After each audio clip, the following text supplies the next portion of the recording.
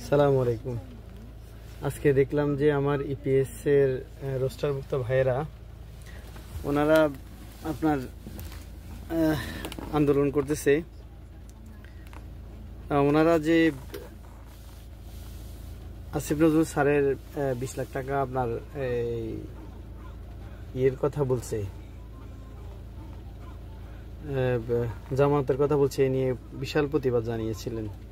রোস্টারভুক্ত ভাইদের কাছে এই বিষয়টা হয়তো আপনার অযৌক্তিক মনে হচ্ছে, কিন্তু এর পিছনে একটা কারণ আছে।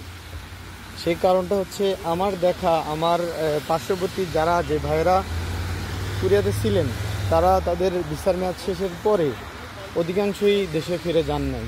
তারা 2 লাখ বা 3 লাখ টাকা জামানত দিয়ে আসছে, এটা তো তাদের জন্য এক মাসের বেতনও না।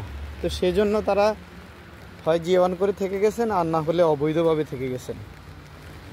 তো হয়তো ওনারা চিন্তা করছে যে যদি 20 লাখ টাকা যদি জামানত নেওয়া হয় তাইলে হয়তো তারা টাকার মায়ায় হয়তো তারা থাকবে না, তারা চলে যাবে।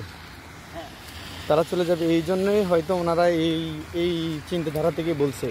কারণ তাদের কাছে একটা ডাটা আছে যে কত লোক ইপিএসের ফিরে নাই। হয়তো তারা সেটা প্রকাশ করে না, কারণ তারা সেটা প্রকাশ করলে জামানতের যে বিশাল অঙ্কের এক টাকা, যে পরিমাণ টাকা, এটা নিয়ে হয়তো আবার নতুন করে আন্দোলন শুরু হবে।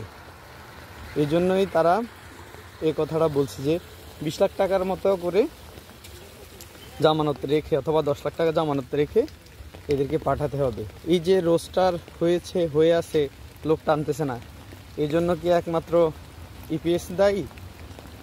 আমার মনে হয় যে বেশিরভাগই আমরা যারা এখানে আসি, যারা পুরনো কাজ করছি, তারাই বেশিরভাগ দায়ী আমার মনে হয়।